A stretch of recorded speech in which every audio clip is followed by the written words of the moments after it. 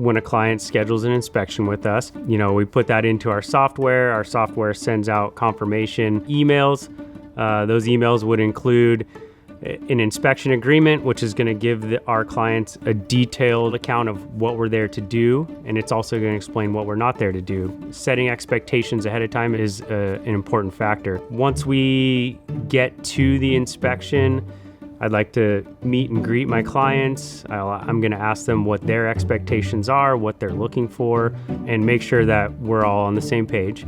From there, I have a typical process that I go through. I usually start with the exterior of the home. I'm going to go around, check out the windows, the siding, the trim, doors, landscaping, grading, all those areas around the exterior of the house. From there, I'll get up onto the roof, check out the roof, see if there's any defects up there as far as installation defects or maybe damage from weather or debris from trees. And a lot of roofs just need general maintenance. Once the exterior and roof are done, I move inside, typically starting with the kitchen first. From there, I usually make a circle around your kitchen. Usually off of that, you have, a dining room or a living room, but I usually work my way around in one direction every time so that you don't miss stuff. Some of the houses we do are large and have lots of nooks and crannies, and I don't want to miss any of those.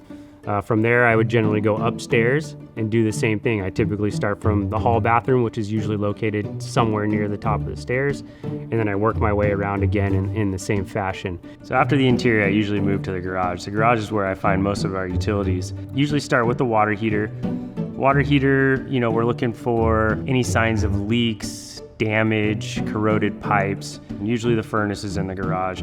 On there, I'm looking for any signs of leaks, how the gas is hooked up if it's a gas utility, make sure the drain lines are correct.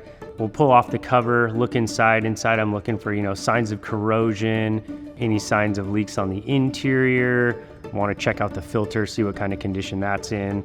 Next, I move to the electrical panel. Generally on an electrical panel, I'm looking at wire gauges, connections, looking for any improper grounding. We do test AFCI and GFCI breakers on vacant houses. AFCI and GFCIs are also tested throughout the house in wet or exterior locations.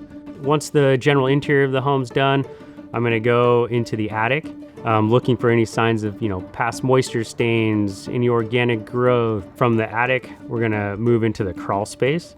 Crawl space, super important part of the home. It's one of the areas, if not the most common area, that no homeowner either goes into or wants to go into. So being able to give them a detailed description of what's going on down in their crawl space is a really crucial part. I like to take lots of photos down there. I'm looking at the foundation walls. Are there any signs of moisture staining? Any signs of large or offset cracking? I like to follow the plumbing line to see if there's any signs of leaking. If they have scheduled a sewer scope with us, at that time is when I like to do the sewer scope. That's given us time to run all the plumbing through the house. That line's now been used probably more than it would normally get used in a typical day. So I would go outside from the exterior clean out and scope that line, throwing my camera down the line. Once the sewer scope's done, I typically will wrap up with my client. So we like to go over any majors, safeties, and some larger improvement items with them that they'll find in the report. How major, how much of a safety item is totally going to be up to that client. What their experience, what their background, what their comfort level is, and then also what their contractors recommend to fix those items. We're doing a visual non-invasive inspection, so some items that we find may need deeper digging, and so that's why we would recommend a contractor look into those items further. My name is Ben Moore, and I am the lead inspector at Details Home Inspections.